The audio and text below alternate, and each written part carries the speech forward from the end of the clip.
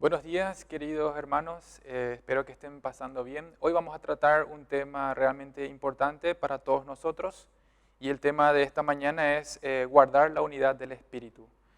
¿Por qué es tan importante hablar sobre la unidad del Espíritu en estos tiempos? Porque justamente cada uno está pasando la cuarentena, obviamente de manera aislada. Estamos separados, por así decirlo.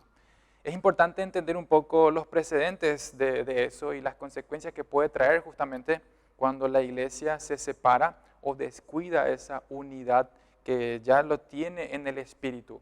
Pero es tan importante tener o mantener esa unidad. Por lo menos el apóstol Pablo así nos exhorta en la carta de Efesios, por ejemplo. Entonces, nosotros sabemos y entendemos que Satanás va a tentar siempre contra la unidad de la iglesia.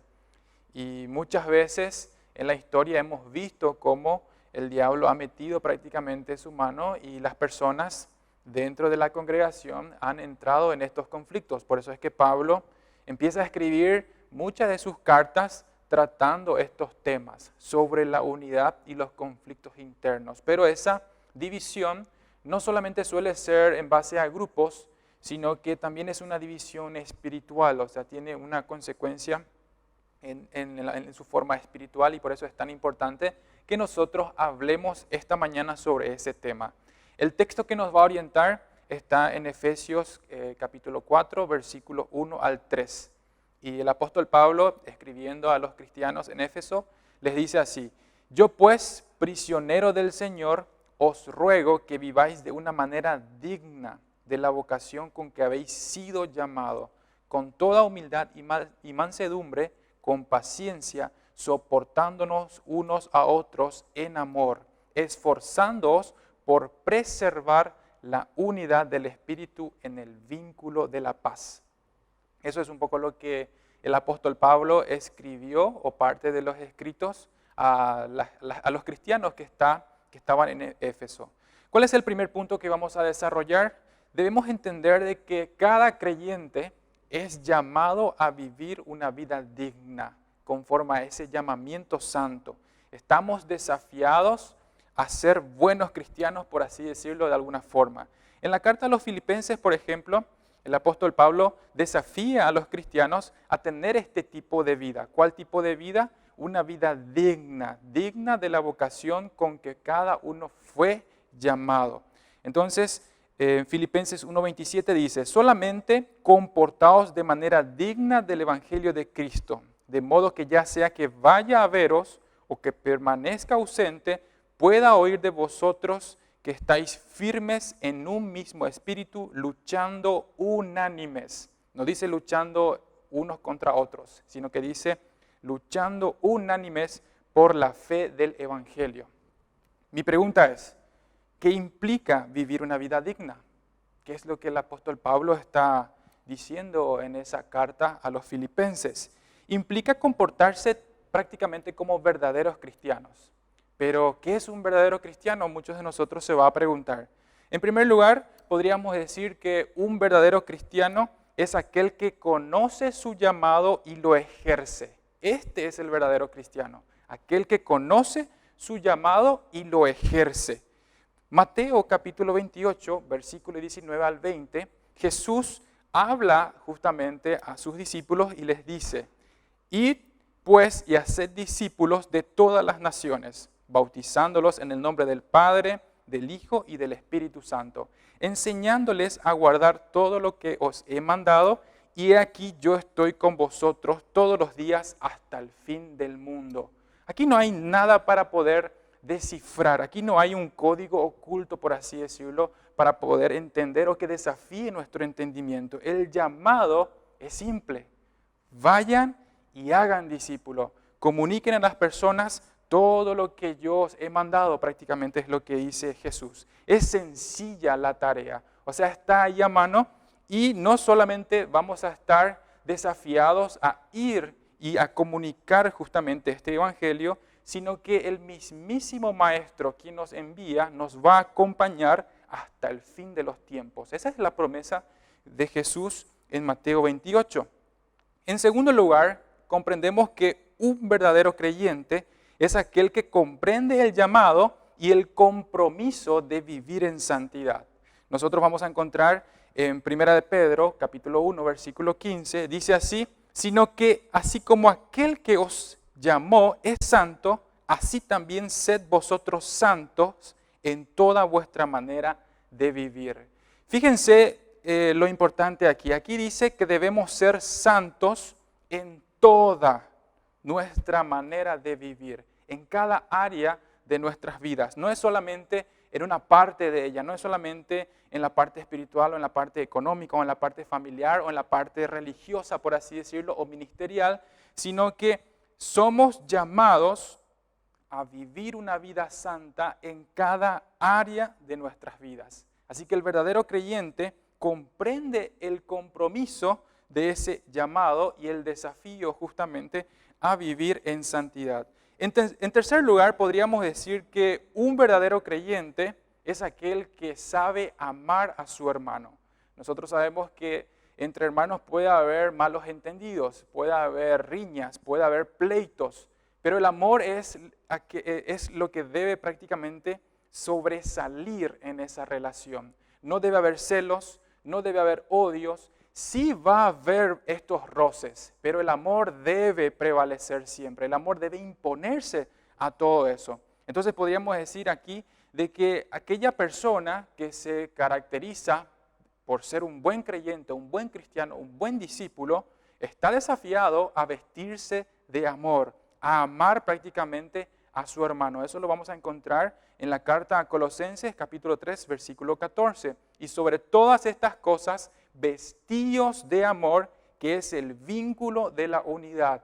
¿Por qué es tan importante el amor? Porque mantiene, fortalece la unidad. Y no es solamente una unidad que se forja en torno a la denominación que uno representa, siendo menonita, siendo pentecostal, siendo de la asamblea, siendo católico, etcétera, etcétera. Estamos hablando de una unidad espiritual, una unidad mucho más íntima, una unidad con el Padre y con los hermanos en este sentido. En cuarto lugar, podríamos decir que una persona que se caracteriza por ser un buen creyente, así como nos desafía el apóstol Pablo, da testimonio de su fe en Cristo. No solamente testifica de palabras, sino que vive y testifica con su estilo de vida su fe en Cristo. Juan capítulo 15, versículo 26 al 27, encontramos estos versículos que nos dicen de esta forma: cuando venga el Consolador, a quien yo enviaré del Padre, es decir, el Espíritu de verdad que procede del Padre, Él dará testimonio de mí y vosotros daréis testimonio también. Entonces, no solamente es el trabajo del Espíritu Santo testificar acerca de Jesús, su identidad y su deidad, sino que también es nuestra responsabilidad testificar acerca de Cristo. Muchas personas no llegan a la fe a causa de nuestro mal testimonio muchas veces. Muchas personas no comprenden de que hay un Dios a causa de nuestras maldades, a causa de nuestra falta de amor hacia ellas. Hay muchas personas que no llegan al arrepentimiento porque nuestro estilo de vida constantemente los encamina hacia el infierno. Es una pena decirlo de esa forma, pero cada creyente, cada buen creyente está desafiado a testificar su fe en Cristo en amor. Así que hay que tener en cuenta ese detalle. En quinto lugar, ¿qué hace que una persona sea un buen creyente, un buen cristiano? Un buen cristiano se encarga de edificar la iglesia, no se encarga de destruirla o dividirla. Así que es muy importante entender este principio. El apóstol Pablo, escribiendo a los Efesios nuevamente, en el capítulo 4, versículo 11 al 13, nos dice de esta forma: Él dio a algunos el ser apóstoles, a otros el ser profetas, a otros evangelistas, otros pastores y maestros, a fin de capacitar a los santos para la obra del ministerio. Imagínense cuál es el trabajo prácticamente de ejercer esos dones. Capacitar a los santos para la obra del ministerio, para edificación del cuerpo de Cristo, hasta que todos lleguemos a la unidad de la fe y del conocimiento pleno del Hijo de Dios, a la condición de un hombre maduro, a la medida de la estatura de la plenitud de Cristo. ¿Qué me está diciendo este versículo?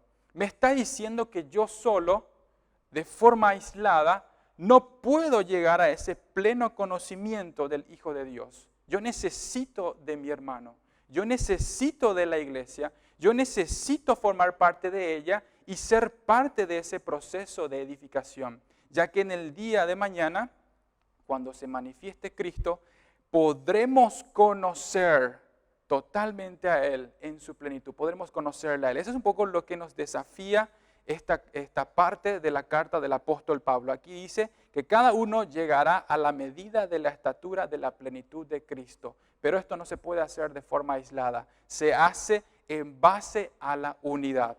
Tenemos que tener en cuenta que el apóstol Pablo nos desafía a una vida digna, pero también nos desafía a una vida digna de manera visible. Debe verse esto, no debe ser algo que uno sencillamente dice, yo soy un buen cristiano, o yo soy un buen creyente, o yo conozco a Dios. Esto debe ser visible. ¿Y cómo puede ser visible algo así? En primer lugar, tenemos que entender de que la humildad hace que esto sea visible en nuestras vidas. Si una persona está en comunión correcta con Dios y en comunión correcta con su hermano, la humildad va a ser una característica, un rasgo característico de esa persona. La humildad es aquel que conoce prácticamente sus fortalezas, pero también sus debilidades. Aquel que reconoce sus límites. Aquel que cuando una persona viene y empieza a corregirle un error, pone prácticamente una actitud de querer aprender, de querer comprender, de querer corregir justamente esas áreas que están siendo denunciadas por el hermano o por el jefe, o sea en el contexto del matrimonio, etc. O sea, la humildad debe ser algo característico del creyente. Entendamos que Jesús mismo se humilló a sí mismo, Él siendo igual a Dios. Él no tomó esta referencia como para enorgullecerse, sino que se hizo hombre, se hizo humilde, se hizo el más pecador prácticamente para poder glorificar al Padre. Así que esa es la característica que un creyente debe tener en su vida y debe ser visible. La segunda característica es la mansedumbre. Es aquel que se indigna por lo que debe indignarse prácticamente. Es aquel que denuncia o se indigna de la injusticia o de los abusos, que mantiene la calma cuando así el tiempo o las circunstancias lo requieren. La mansedumbre debe ser algo visible, debe ser algo vivido en la vida del creyente. En tercer lugar está la paciencia. La paciencia prácticamente es una actitud de firmeza ante circunstancias o situaciones de estrés. Es prácticamente tener el poder de vengarse, pero decidir no hacerlo. Esa es la paciencia. Es cuando estamos prácticamente en conflicto con el hermano y tenemos la chance, tenemos prácticamente el poder de vengarnos, pero tomamos la decisión de no hacerlo y ser paciente, ser amoroso para con el hermano. En cuarto lugar está la tolerancia, que es aquel que aprende a respetar, aprende a soportar y genera prácticamente esas actitudes que le ayuden a mantener la buena relación con los demás. Es prácticamente someter sus emociones, someter sus impulsos y prácticamente en amor, o sea, orientado al amor hacia la persona. Y por último, vale recalcar el amor. El amor debe ser algo genuino, no debe ser un puro sentimentalismo. Yo no puedo decir que amo a una persona solamente de palabra, debo vivirlo. Yo no debo sentir que hay amor, yo debo expresar el amor, yo debo vivir el amor. Estamos desafiados a eso. Implica tener una voluntad firme para buscar el bien de los demás. En estos tiempos es muy difícil prácticamente ver esto en nuestras vidas. ¿Por qué? Porque estamos muy preocupados, por ejemplo, de no infectarnos con el coronavirus, por ejemplo, o de vivir en la cuarentena y de ser estrictos cumpliendo las leyes, las reglas sanitarias, y eso hace que generemos una actitud que va prácticamente en un amor propio. Nos olvidamos de las personas, el saludo, la forma en cómo estamos saludando, ya no nos hablamos como antes, hay miedo, la gente no se visita. Yo no estoy diciendo con esto que debamos romper las leyes de salubridad y salir a las calles y abrazar a todas las personas. No estoy diciendo eso. Lo que estoy diciendo es que no rompamos las leyes de Dios. Amemos a las personas. No violemos la ley de Dios en este caso, buscando preocuparnos solamente por nosotros mismos. Para poder ir terminando, debemos entender de que una vida digna implica un propósito claro. ¿Cuál sería ese propósito? Una vida digna como cristiano implica prácticamente un propósito claro. Sería la unidad del Espíritu. ¿Te preguntaste, alguna vez se preguntó, cuál es el objetivo mío? ¿Cuál es mi propósito prácticamente como creyente? ¿Salvar mi alma sencillamente? ¿No ir al infierno? ¿Cuál será que es mi propósito? ¿Y qué dice la Biblia sobre eso? ¿Cuál es el propósito que cada cristiano tiene? El apóstol Pablo continúa su epístola, su carta, diciendo en los siguientes versículos, hablando justamente de la unidad. Habla de que esta unidad implica muchas cosas, de que debe haber solamente un cuerpo, un espíritu, así como también vosotros fuisteis llamados en una misma esperanza de vuestra vocación. Un solo Señor, una sola fe, un solo bautismo, un solo Dios y Padre de todos, que es por sobre todos, por todos y en todos. Eso lo vamos a encontrar en la carta de Efesios capítulo 4, versículo 4 al 6. Esto es lo que implica la unidad en el Espíritu. Tener una comunión, tener esa unión en pensamiento, en sentimiento y en propósito. Yo no puedo vivir mi vida cristiana como un llanero solitario, por así decirlo. En este tiempo de cuarentena, ese es el desafío que cada uno de nosotros estamos teniendo como iglesia. No pensemos en nosotros, pensemos en los demás. Constantemente la Biblia nos enseña y nos desafía prácticamente a eso. Amar al hermano es pensar en sus necesidades. Amar al hermano es buscar su bienestar. No en balde, Corintios describe prácticamente cómo es el amor. Es sufrido, es algo prácticamente que nos va a producir dolor, pero es un dolor necesario en este sentido. Entonces, el medio apropiado para llegar a esto, o el objetivo final, mejor dicho, para llegar a esto, es ese vínculo, esa unidad que produce como producto final la paz prácticamente.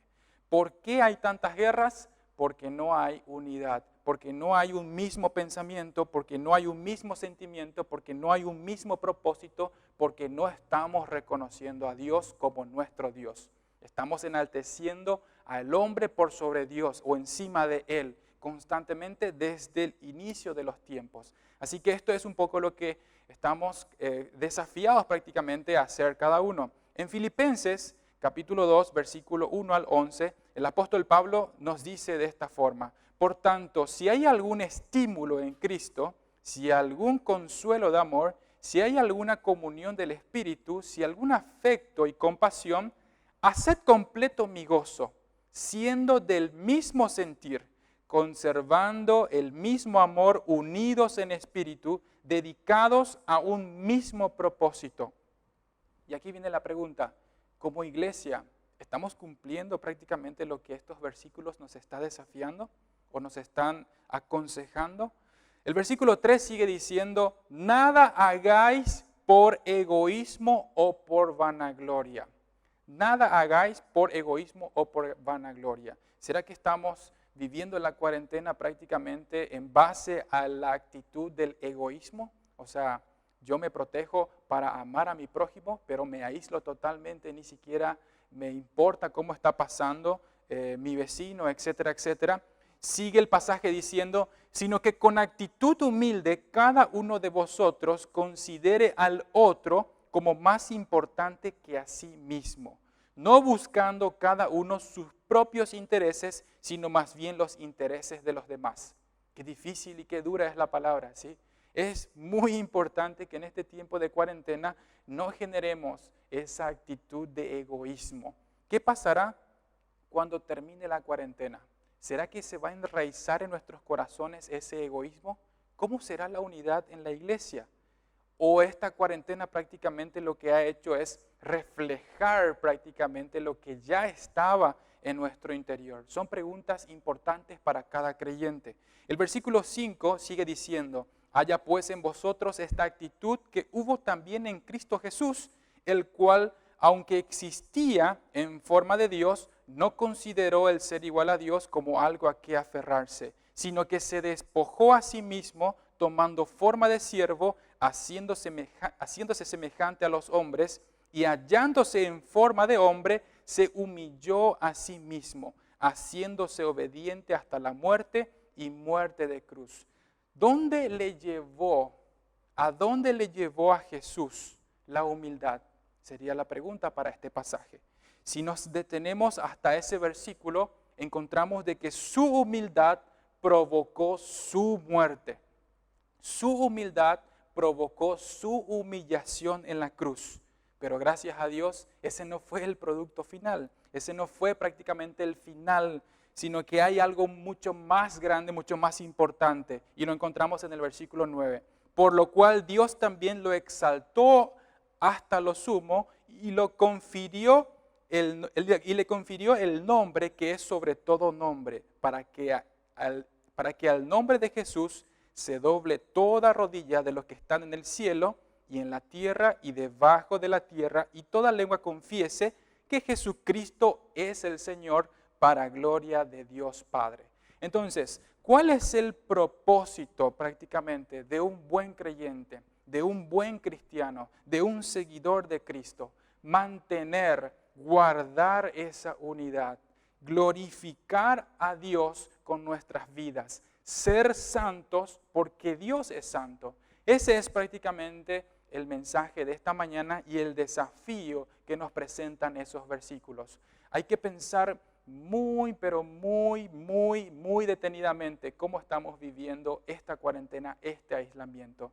Yo les desafío y nos desafiamos unos a otros a que no produzcamos prácticamente esa actitud de egoísmo, sino que cumplamos lo que las Escrituras nos demandan como buenos cristianos. Me gustaría en este tiempo orar contigo y tener en cuenta justamente esta palabra. ¿Cómo yo puedo formar parte de la iglesia guardando esa unidad en estos tiempos? Esa debe ser la pregunta que tendríamos que hacerle al Señor. Señor, yo no quiero vivir mi fe de forma aislada, de forma indiferente a mis hermanos. Yo quiero ser parte de aquellos que edifican la iglesia, tu cuerpo. Esa debe ser nuestra oración. Así que oremos todos juntos en base a esa actitud.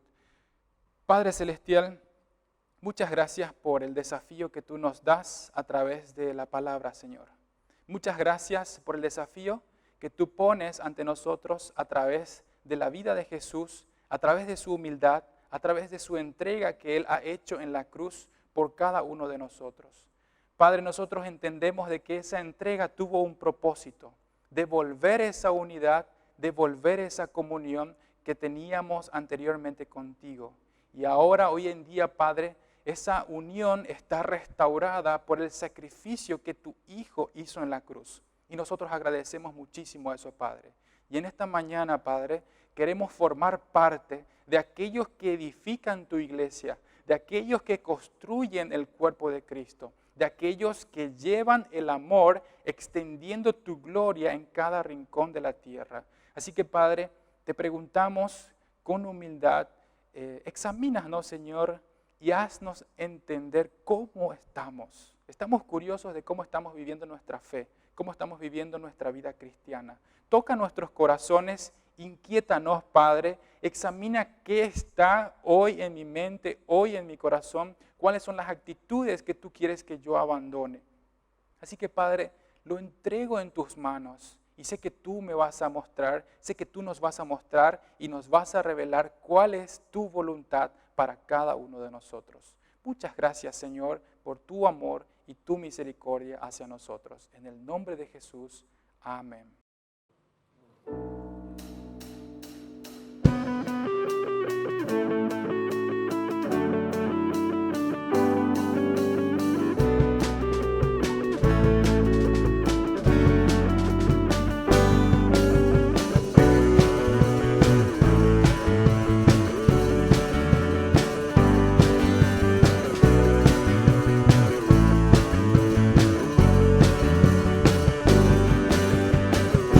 Levantamos un clamor por sanidad y redención. Muéstranos lo que tú ves, los secretos de tu corazón. Pueblo unido pide hoy tu libertad y salvación. Ármanos con tu valor, lo que deseamos es revolución. Que el cielo se parta en dos, inúndanos, que en el desierto broten ríos.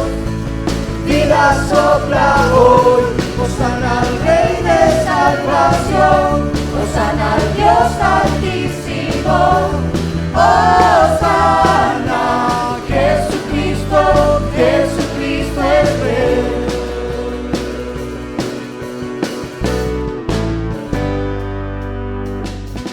Levantamos un clamor por sanidad y redención.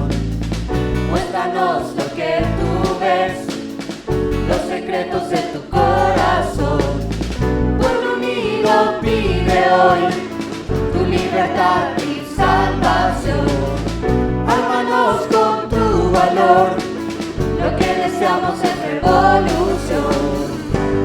Que el cielo se parta en dos, inúndanos, que en el desierto broten ríos. Vida sopla hoy, hosana al Rey de salvación, hosana al Dios altísimo, hosana, Jesucristo, Jesucristo es Rey, hosana al Rey de salvación, hosana al Dios altísimo, hosana, Jesucristo, Jesucristo es Rey.